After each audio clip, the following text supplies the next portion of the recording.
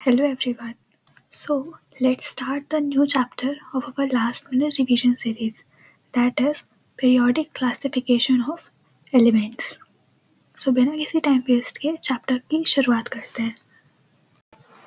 अब आप जब भी कभी दुकान गए होंगे तो आपने एक चीज़ नोटिस की होगी कि हर टाइप का सामान अपनी अलग अलग और अलग अलग पोजीशंस पे अलग अलग ग्रुप्स पे रखा हुआ होता है। जैसे आप किसी किराने की दुकान पे गए तो वहाँ पे जो खाने पीने का आइटम होगा, for example chips packet, biscuit के पैकेट्स, वो अपने अलग पोजीशन पे रखे होंगे। दूसरी तरफ अगर कोई क्लीनिंग का सामान होगा लाइक बॉडी वॉशर्स, सोप्स वगैरह, हैंड वॉशेस वगैरह, वो अपने अलग सेक्शंस पे रखे होंगे। बाकी सामान अपने अलग अलग ग्रुप्स में रखे हुए होंगे। और इसमें भी जैसे आपने खाने का सामान की बात की तो इसमें भी बिस्किट का अपना एक अलग सेट होगा, चिप्स के पैकेट का अपना अलग सेट होगा। ऐसे डिफरेंट डिफरेंट ग्रुप्स में अरेंज होके वो सारे सामान रखे हुए होते हैं। वो ऐसा इसलिए करते हैं ताकि हमको हर सामान बहुत ईजिली मिल जाए कि भाई ये वाला सेक्शन है तो हमने इससे ये वाला सामान निकाल लिया।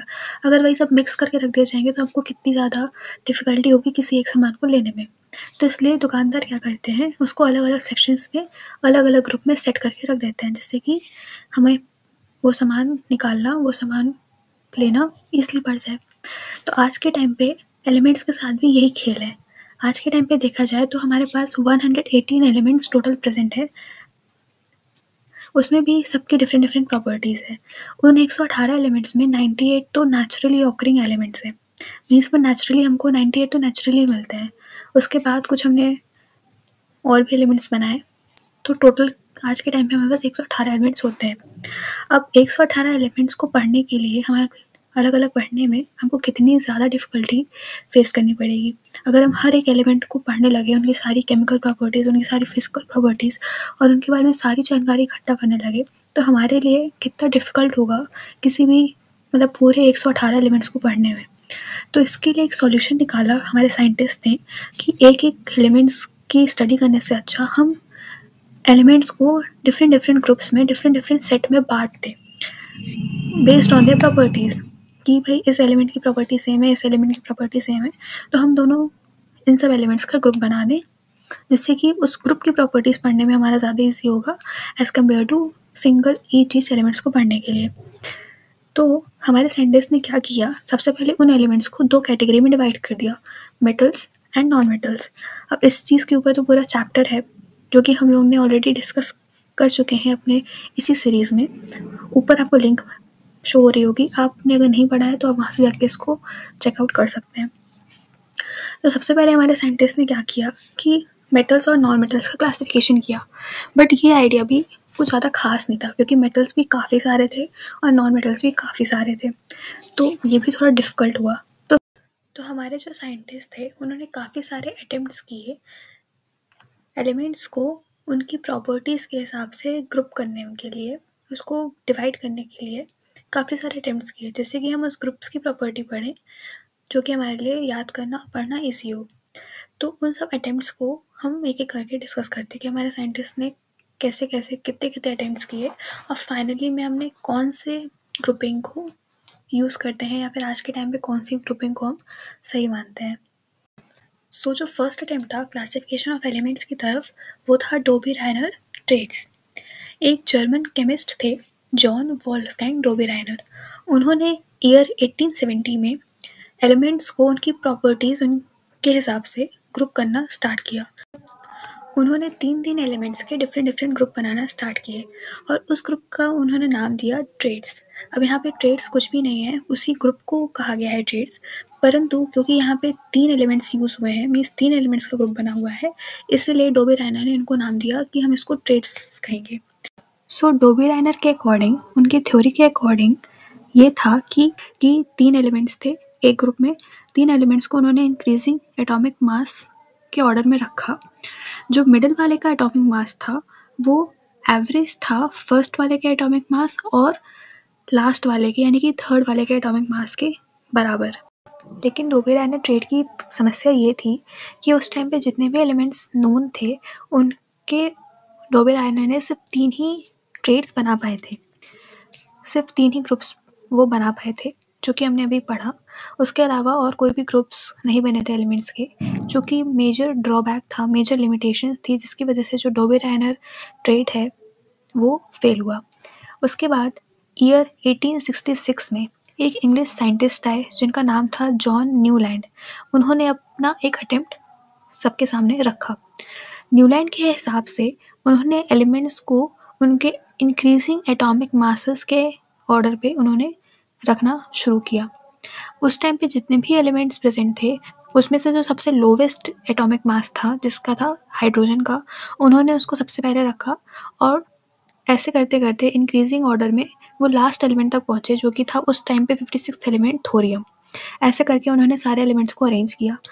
उन्होंने ये पाया कि every 8th element had properties similar to that of the first, यानी कि उस सीरीज में, उस ऑर्डर में जो 8th एलिमेंट होगा उसकी प्रॉपर्टीज सिमिलर होंगी एज फर्स्ट वाले की। मीन्स फर्स्ट वाले की, फिर 8th वाले की, फिर 16th वाले की, ऐसे करके हर 8th एलिमेंट की प्रॉपर्टीज सेम होगी। उन्होंने अपने इस थ्योरी को म्यूज़िक के ऑक्टेव से कंपेयर किया। म्यूज़िक में जैसे 8 ऑक्टेव्स होते हैं, सा रे गा मा पा धा नी। नी के बाद से हम वापस सा में आ जाते हैं। वैसे ही इनकी थ्योरी भी यही कहती थी कि हम इंक्रीजिंग एटॉमिक मास के ऑर्डर में एलिमेंट्स को अरेंज करेंगे। जो 8th एलिमेंट होगा उसकी प्रॉपर्टी सिमिलर होगी फर्स्ट वाले के। इसलिए इस थ्योरी का नाम पड़ गया न्यूलैंड लॉ ऑफ ऑक्टेव्स। ये न्यूलैंड की टेबल थी। इसमें से उन्होंने इंक्रीजिंग एटॉमिक मास में अरेंज किया hydrogen, lithium, beryllium, boron, carbon, nitrogen, oxygen. उसके बाद 8th एलिमेंट आता है फ्लोरीन। तो फ्लोरीन की प्रॉपर्टीज़ फर्स्ट वाले की सिमिलर थी, तो इसलिए इनका ऐसा कर करके ग्रुप्स बन गया। लेकिन ये न्यूलैंड लॉ ऑफ ऑक्टेव्स भी फेल कर गया, क्योंकि इसकी कुछ ना कुछ लिमिटेशंस है, फिर इसमें कुछ ना कुछ प्रॉब्लम्स आने लगी। फर्स्ट लिमिटेशन ये थी कि जो न्यूलैंड लॉ ऑफ ऑक्टेव था वो सिर्फ और सिर्फ कैल्शियम तक के एलिमेंट्स तक एप्लीकेबल था। उसके बाद कैल्शियम के बाद अगर हम एलिमेंट्स को इंक्रीजिंग एटॉमिक मास में अरेंज कर रहे थे, तो 8th एलिमेंट की प्रॉपर्टीज़ फर्स्ट वाले के सिमिलर नहीं आ रही थी। तो पहला तो ड्रॉबैक ये था।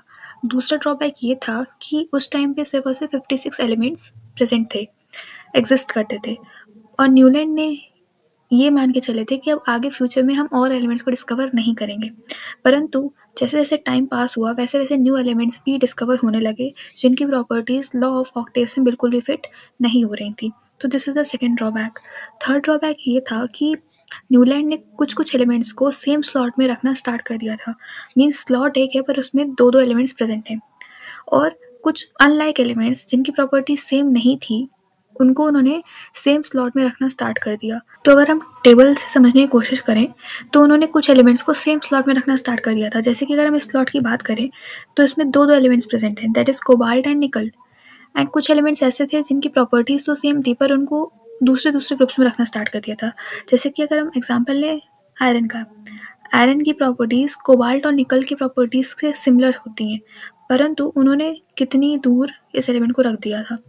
This is the third drawback, third limitation, जिसकी वजह से हमारा Newland law of octave fail कर गया।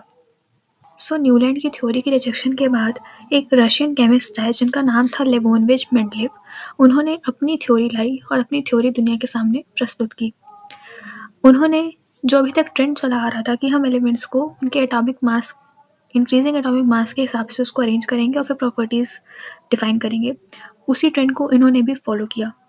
उन्होंने अपना एक स्टेटमेंट पास किया जिसमें ये था कि the properties of elements are the periodic function of their atomic masses, यानी कि जितने भी एलिमेंट्स प्रेजेंट हैं उनकी प्रॉपर्टीज जो है वो उनके एटॉमिक मासेस का पीरियोडिक फंक्शन है।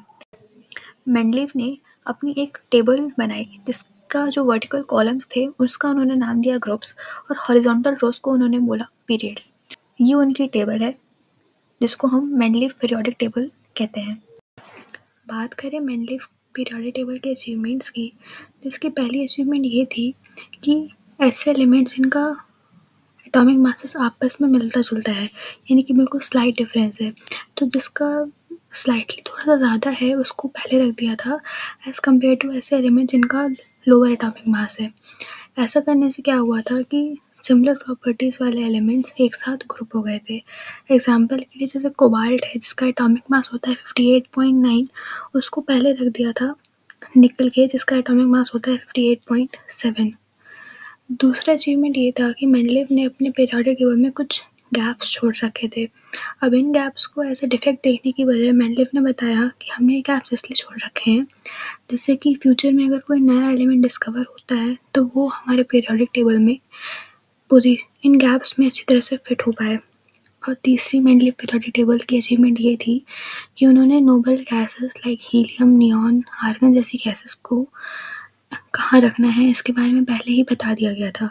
उस टाइम पे नोबल गैसेस का डिस्कवरी नहीं हुई थी, लेकिन मेंडलीव ने बता दिया था कि जब नोबल गैसेस डिस्कवर होंगी तो हम इनको अपने पीरियोडिक टेबल में यहाँ पे स्थान देंगे, जिससे हमारी जो एग्जिस्टिंग टेबल है उसमें कोई भी डिस्टर्बेंस क्रिएट ना हो। तो ये कुछ अचीवमेंट्स थी, लेकिन इन अचीवमेंट्स के बावजूद भी कुछ ड्रॉबैक्स तो थे। पहला ड्रॉबैक्स ये था कि जो मेंडलीव पीरियोडिक टेबल है वो हाइड्रोजन की पोजीशन को डिफाइन नहीं कर पाई। और जैसे कि अगर हाइड्रोजन का हम इलेक्ट्रॉनिक कॉन्फ़िगरेशन देखें तो उसके इलेक्ट्रॉनिक कॉन्फ़िगरेशन के हिसाब से वो अल्कली मेटल्स की जैसे रिप्रेजेंट होता है, लेकिन वहीं अगर हम बात करें हैलोजेंस की तो हाइड्रोजन एक डायटोमिक मॉलिक्यूल है। सो हाइड्रोजन की पोजीशन मेंडलीव पीरियोडिक टेबल में फिक्स नहीं हो पाई थी, जिसका ये ड्रॉबैक है। दूसरा ड्रॉबैक ये है कि मेंडलीव ने आइसोटोप्स के बारे में कुछ नहीं बताया था कि हम आइसोटोप्स को कहाँ रखेंगे। और तीसरा ड्रॉबैक ये है कि जो एटॉमिक मासेस हैं वो रेगुलर मैनर में इंक्रीज नहीं हो रहे थे। जैसे कि उन्होंने लॉ दिया था कि हम एटॉमिक मास के हिसाब से अपने एलिमेंट्स को अरेंज करेंगे, बट कहीं कहीं पे वो रूल टूट रहा था, जैसे हमने अभी लास्ट पॉइंट में पढ़ा। सो ये कुछ ड्रॉबैक्स थे जिसकी वजह से हमारी मेंडलीव पीरियोडिक टेबल भी फेल कर गई। फिर finally in the year 1913 Henry Moseley आए और उन्होंने अपनी एक टेबल दुनिया के सामने प्रस्तुत की। उन्होंने ये बताया कि किसी भी एलिमेंट का एटॉमिक नंबर ज़्यादा फंडामेंटल प्रॉपर्टी है एज़ कम्पेयर टू उसका एटॉमिक मास। और इसी को ध्यान में रखते हुए उन्होंने अपना स्टेटमेंट पास किया जो कि ये कहता है कि properties of elements are a periodic function of their atomic number. अभी तक हमने जितने भी अटेम्प्ट्स देखे, चाहे वो न्यूलैंड हो, मेंडलीव हो, उन्होंने अपनी टेबल दी as periodic function of atomic mass. Means वो अपने पीरियोडिक टेबल में एलिमेंट्स को एटॉमिक मास के हिसाब से अरेंज कर रहे थे।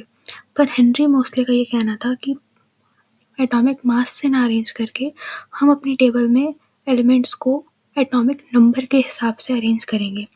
तो उनका स्टेटमेंट ये कहता है कि properties of elements are a periodic function of their atomic number. और इसी को हम लोग कहते हैं मॉडर्न पीरियोडिक टेबल, जो कि आज भी हम लोग मॉडर्न पीरियोडिक टेबल का ही यूज़ कर रहे हैं। उन्होंने अपनी टेबल में एलिमेंट्स को उनके इंक्रीजिंग एटॉमिक नंबर के ऑर्डर में अरेंज किया और उनका कहना था कि हम किसी भी एलिमेंट की प्रॉपर्टीज़ उसके एटॉमिक नंबर से ज़्यादा प्रिसाइसली पढ़ सकते हैं एज़ कम्पेयर टू उसके एटॉमिक मास। तो अब देखते हैं मॉडर्न पीरियोडिक टेबल क्या है। मॉडर्न पीरियोडिक टेबल में 18 वर्टिकल कॉलम्स हैं जिनको हम लोग कहते हैं ग्रुप्स, और 7 हॉरिजॉन्टल रोज हैं जिनको हम लोग कहते हैं periods. So this is our modern periodic table. इसमें 1 से लेकर 18 तक हमारे पास ग्रुप्स हैं, that is 1, 2, 3, from left to right हमारा ग्रुप्स है, and from top to bottom that is we have 7 periods, 1, 2, 3, 4, 5, 6, 7। इस टेबल में जितने भी लाइट ग्रीन कलर के एलिमेंट्स आपको दिख रहे हैं वो सब मेटल्स की कैटेगरी में आते हैं। जितने भी राइट हैंड साइड आपको येलो की कैटेगरी में दिख रहे हैं वो हमारे नॉन मेटल्स हैं, एंड जो पिंक पिंक आपको दिख रहे हैं जो भी मेटल्स उनको हम लोग कहते हैं मेटलॉइड्स। फिर इस पीरियोडिक टेबल के नीचे from the atomic number 58 to 71 lanthanoids होते हैं, and from the atomic number 90 to 103 हम एक्टिनॉइड्स को अरेंज करते हैं। सो this is our periodic table. उसके बाद जो ग्रुप्स हैं पीरियोडिक टेबल में वो हमको दिखाते हैं कि किसी भी एलिमेंट का आउटर शेल का इलेक्ट्रॉनिक कॉन्फ़िगरेशन, यानी कि किसी भी एलिमेंट के आउटर शेल में जितने भी इलेक्ट्रॉन्स हैं या उसका जितना भी कॉन्फ़िगरेशन है वो हमको ग्रुप्स दिखाता है। और जब हम ग्रुप्स में ऊपर से नीचे आते हैं तो हमारे जो नंबर ऑफ़ शेल्स हैं वो इंक्रीज़ करती हैं। नंबर ऑफ़ शेल्स यानी कि इलेक्ट्रॉनिक कॉन्फ़िगरेशन में से पहली शेल में 2 इलेक्ट्रॉन्स होते हैं, फिर 8 होते हैं। तो जैसे-जैसे हम नीचे आते चले जाएंगे वैसे-वैसे वो शेल्स इंक्रीज़ होती चली जाएंगी। And atoms of different element with the same number of occupied shells are placed in the same period. So अब हम लोग देखते हैं कुछ trends in modern periodic table. तो सबसे पहले बात करते हैं वैलेंसी की। वैलेंसी होता क्या है, सबसे पहले तो ये देखते हैं। तो किसी भी एलिमेंट के आउटर मोस्ट शेल में जितने भी इलेक्ट्रॉन्स प्रेजेंट हैं उनको हम लोग कहते हैं उस एलिमेंट की वैलेंसी। आई रिपीट, किसी भी एलिमेंट के आउटर मोस्ट शेल में जितने भी इलेक्ट्रॉन्स प्रेजेंट हैं उसको हम लोग कहते हैं उस एलिमेंट की वैलेंसी। तो अगर हम बात करें मॉडर्न पीरियोडिक टेबल में, तो जब भी हम लोग लेफ़्ट टू राइट जाते हैं पीरियड में तो हमारी वैलेंसी पहले इंक्रीज़ करती है और फिर डिक्रीज़ करती है। और अगर हम बात करें ग्रुप की तो ग्रुप में वैलेंसी सेम होती है। सो ये तो बात हो गई वैलेंसी की। फिर अगर हम बात करें एटॉमिक साइज़ की कि मॉडर्न पीरियोडिक टेबल में एटॉमिक साइज़ का क्या ट्रेंड होता है। तो एटॉमिक साइज़ होता क्या है, तो एटॉमिक साइज़ मतलब कि radius of an atom, means atom की कितनी रेडियस है उसको हम लोग कहते हैं एटॉमिक साइज़। तो जब भी हम पीरियड में लेफ़्ट से राइट जाते हैं तो हमारा एटॉमिक साइज़ डिक्रीज़ करता है। डिक्रीज़ क्यों करता है, क्योंकि जो न्यूक्लियर चार्ज है वो इंक्रीज़ कर जाता है। न्यूक्लियर चार्ज ज़्यादा होता है जो कि इलेक्ट्रॉन को न्यूक्लियस की तरफ खींचता है, और जब इलेक्ट्रॉन न्यूक्लियस की तरफ जाएंगे, उससे अट्रैक्ट होंगे, तो ऑटोमेटिकली हमारा जो रेडियस है वो कम हो जाएगा। और अगर हम बात करें ग्रुप में तो हमारा एटॉमिक साइज़ ग्रुप में इंक्रीज़ करता है। क्यों इंक्रीज़ करता है, क्योंकि जैसे कि हम ऊपर से नीचे आते हैं ग्रुप में तो न्यू शेल्स ऐड होने लगती हैं, जैसे कि हमने पढ़ा था अभी। तो शेल्स जब ऐड होंगी तो उनका एटॉमिक साइज़ इंक्रीज़ होगा। फिर अगर हम बात करें metallic and non metallic properties की, तो हमने देखा था कि जितने भी हमारे पास ग्रीन में एलिमेंट्स हैं वो हमारे मेटल्स हैं, येलो वाले नॉन मेटल्स हैं एंड पिंक वाले हमारे पास मेटालॉइड्स हैं। तो जब भी left hand side of periodic table हम देखेंगे तो हमको वहाँ पे नॉन मेटल्स मिलेंगे और राइट हैंड साइड में मोस्टली हमको मेटल्स मिलेंगे, और बीच में कहीं कहीं हमको मेटालॉइड्स या सेमी मेटल्स मिलेंगे।